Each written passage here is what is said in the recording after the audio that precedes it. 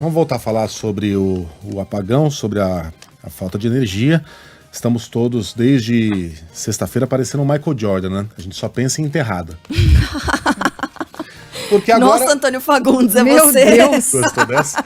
Agora a bola da vez são os fios enterrados, que é um assunto muito recorrente aqui no Band News São Paulo e em qualquer noticiário local, porque ninguém aguenta ver aquela feiura daqueles fios todos emaranhados e piora quando esses fios acabam causando problemas tão graves quanto esses que São Paulo e região estão vivendo nesses últimos dias. Está conosco o Kazuo Nakano, que é arquiteto e urbanista, professor do Instituto da Cidade, da Universidade, do Instituto da Cidade da Universidade Federal de São Paulo. Professor, bom dia para o senhor, obrigado pela participação aqui na Band News FM.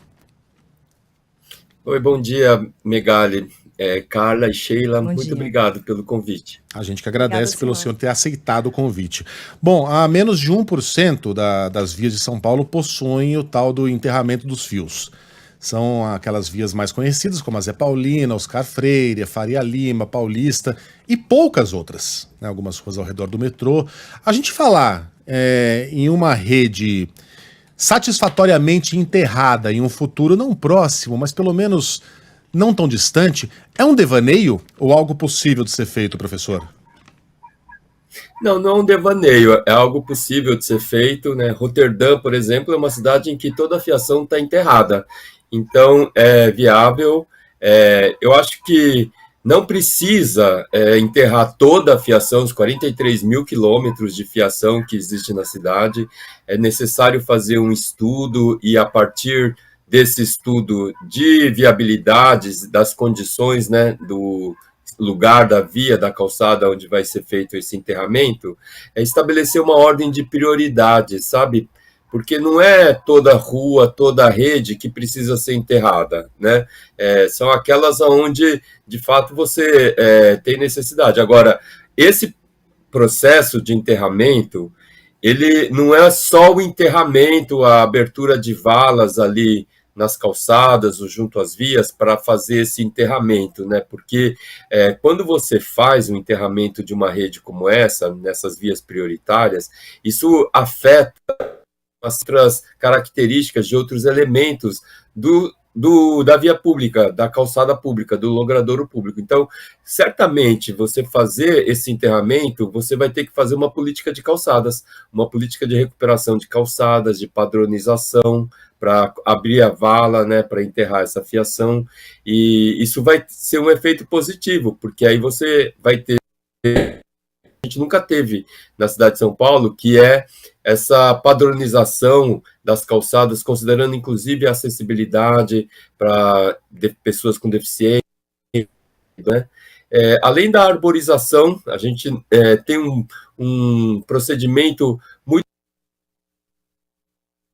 urbano. A gente precisa ter um plano diretor de arborização urbana com manutenção, com seleção de espécies, com realocação, né?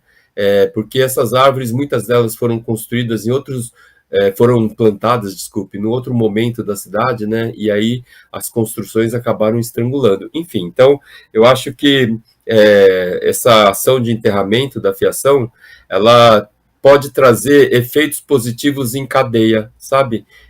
Agora, tem uma questão muito importante que a gente precisa considerar, que é a microdrenagem, porque não adianta nada você fazer esse enterramento da fiação em lugar onde o sistema de microdrenagem está falho, e aí acontece inundações, alagamentos.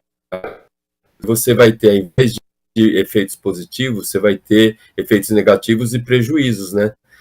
Porque você vai ter que fazer depois manutenção, trocas.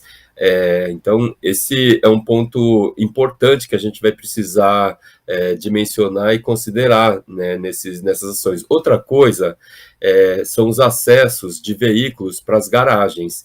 Muitas vezes as pessoas usam a calçada como rampa para acessar a garagem, né? Seja em prédios, seja em casas, em comércio. Então, essas rampas, elas vai ter que ser afetadas, né, pela construção dessas valas. Então, isso vai necessitar, né, de um envolvimento ali dos proprietários, dos moradores dos imóveis. A mesma coisa, a conexão da rede elétrica com os imóveis, né? Porque toda a rede ela é conectada aos imóveis. Então, com o enterramento, a gente vai ter que refazer essas conexões. Professor, a gente está quase desistindo aqui. Depois já estou pensando bem, De esse tantos enterramento tão empecilhos. difícil. Não, mas acho que a pergunta é justa. Estou brincando aqui, mas a pergunta é justa. Infelizmente, São Paulo já cresceu e já é como é. Né? Se você está urbanizando uma cidade, você faz isso desde o começo, é muito mais fácil. Agora, o que a gente tem é isso. Acho que a pergunta é, vale a pena, a essa altura, a gente fazer um investimento maciço nesse enterramento? E eu posso também emendar? Existe uma outra alternativa que não enterrar os fios para a gente não ficar como está hoje? Existe, né? Tanto é que a gente pode pensar, né, em fixação das fiações nos muros ou nas fachadas das edificações, em alguns lugares, né? A gente está começando a ter em algumas ruas, né, as edificações alinhadas, né? Travou. Professor Kazu Nakano, arquiteto urbanista, professor do Instituto da Cidade da Universidade Federal de São Paulo. Professor, o senhor respondia antes do probleminha que a gente teve aqui na conexão sobre o custo-benefício de uma eventual mudança em massa do sistema de fios expostos que a gente tem em São Paulo para fios enterrados. Pode prosseguir, por gentileza. Certo, então eu dizia que no curto prazo, né, isso vai exigir investimentos, então pode ter um custo relativamente alto, mas no médio e longo prazo a gente vai poder recuperar esse investimento, porque certamente, caso tenha uma política de manutenção regular, principalmente com a descentralização, o fortalecimento das subprefeituras para realizar essa manutenção, essa zeladoria, né, dos bairros, a gente vai ter economias em relação a essa manutenção, a gente vai ter economias em relação a rompimento dessas fiações e mau uso dessas fiações nos bairros, né, quando elas estão aéreas. A gente vai poder ter menos interrupção, talvez, caso tenha essa manutenção regular, sabe? Porque tudo isso acaba entrando também nos custos, né? Esses custos de operação. Então, eu acho que no início pode ser custoso, trabalhoso, mas no médio e longo prazo a gente vai ter benefícios para a cidade, além de ter uma cidade mais bonita, onde a arborização vai ser melhor, a gente não vai ter aquelas situações tão comuns em São Paulo de uma árvore que é podada para furar, né? Ela é furada para passar o fio no meio da copa, assim. Eu acho que é muito feio e acaba até gerando um desequilíbrio na estrutura da própria árvore, né? Que ela fica desengonçada, mais pesada para um lado e menos pesada do outro, e isso acaba também facilitando a queda, sabe? Porque são podas muito mal feitas para permitir ali a passagem da fiação. Então, você vê que vai ter uma cidade melhor, com uma paisagem melhor, com uma arborização melhor, com calçadas melhores, né? Com drenagem, microdrenagens melhores, sabe? Com uma manutenção mais regular, com menos perdas de fiação, menos perdas com a interrupção da energia elétrica. Então, eu acho que no custo-benefício final, né, eu acho que é vantajoso, né, desde que a gente tenha essa ação feita com a prioridade, né, das vias que de fato necessitam disso. Não são todas as vias que você precisa enterrar, né, e feito no âmbito da elaboração de um plano de bairro, com o bairro, né, porque eles se interessam muito os bairros, as pessoas, elas se relacionam com a cidade dos bairros. Então, se você chamar os proprietários, moradores, comerciantes para discutir o bairro, certamente eles vão se fazer presentes e isso vai ser muito bom para a cidadania da cidade também. Professor, o senhor falava também sobre alternativas, né, ao enterramento de fios, colocar nos muros ali, nas estruturas dos próprios edifícios? Isso em alguns lugares que a gente faz, né, principalmente em áreas mais antigas, onde você tem as edificações alinhadas à calçada, né? E aí não tem como colocar poste, fazer a fiação aérea, então as pessoas fixam ao longo das calçadas. Agora, eu não acho que isso é uma solução, uma alternativa muito boa, porque vai continuar prejudicando, né? As edificações, né? Eu acho que a gente pode pensar, né, nessas alternativas nos, além do enterramento nas calçadas, a gente fazer outros tipos de enterramento ali em canteiros centrais, né? Nas vias que permitem, nas avenidas que permitem isso, que é o que acontece ali na Paulista, né? Mas são grandes vias, grandes avenidas. Então, eu acho que hoje os modelos clássicos, né, que a gente tem ou a fiação aérea, e diferentes tipos de galeria. A gente tem aquelas galerias maiores, que a gente tem muito no Rio de Janeiro, onde o funcionário, o técnico, ele entra na galeria e as fiações, elas acontecem ali dentro, né? Lá no Rio tem um problema, porque a tubulação de gás também corre na mesma galeria, e teve uma época que explodia, né, por causa dos vazamentos. Então, esse tipo de galeria onde a pessoa entra para fazer a manutenção é mais cara. A gente tem outro tipo de calha, né, uma calha onde passa somente a fiação, né. Essas são mais baratas para a gente os cuidados necessários para executar isso, né? Uhum. Professor, pelas experiências bem-sucedidas que há no mundo, ou eventualmente aqui no Brasil, o senhor considera, primeiro, que num planejamento de quanto tempo seria possível fazer algo satisfatório em São Paulo? E esse custo, pelos contratos e pelas experiências que o senhor vê, é um custo que recai sobre a empresa, ou seja, no contrato da empresa que realiza o serviço, é do poder público, é meio a meio? Como funciona em lugares onde isso já aconteceu? Olha, eu acho que em relação ao tempo, ao prazo, considerando todas essas variáveis que eu mencionei no início, né, não é algo que é feito do dia para a noite, vai ser um processo, né, de substituição que vai levar tempo, principalmente numa cidade como São Paulo, né, que é grande. Então, eu acho que a gente vai levar, né, um bom tempo, mas eu acho que é importante começar e ir trabalhando por bairros, né?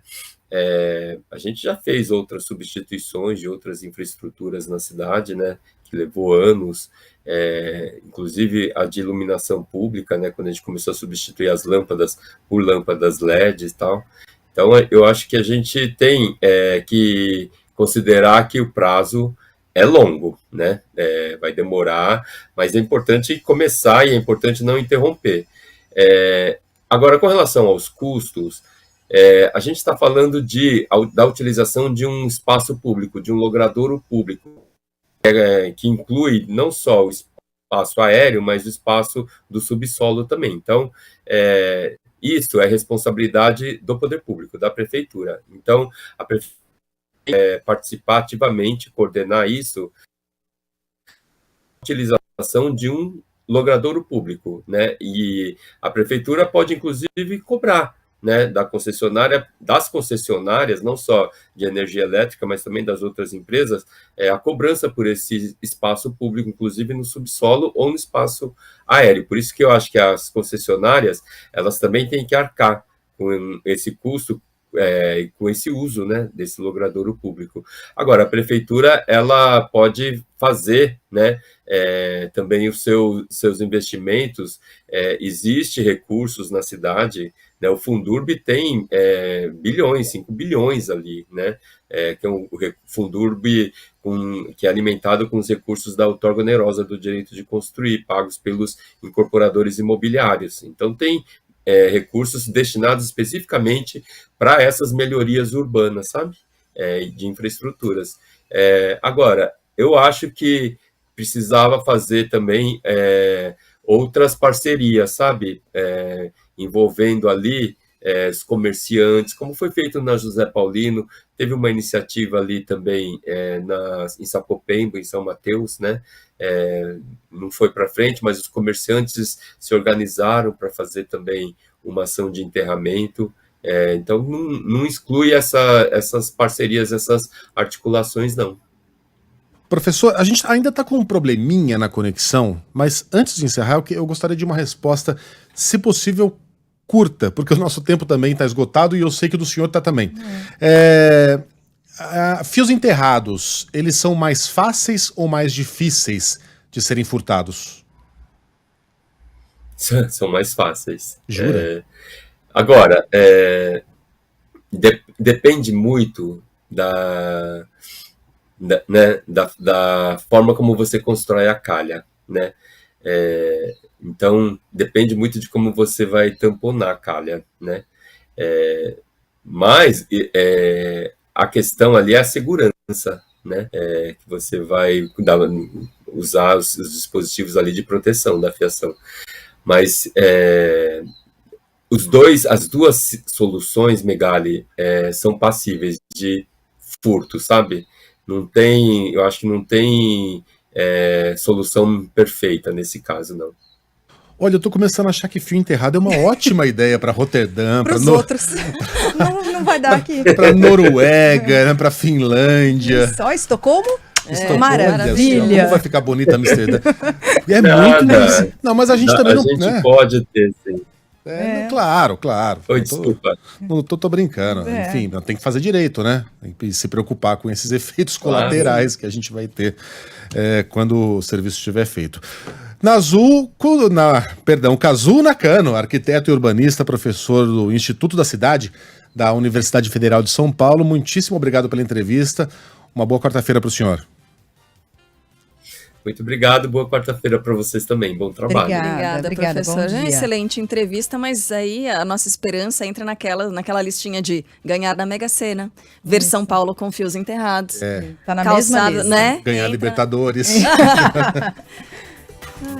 Ganhamos.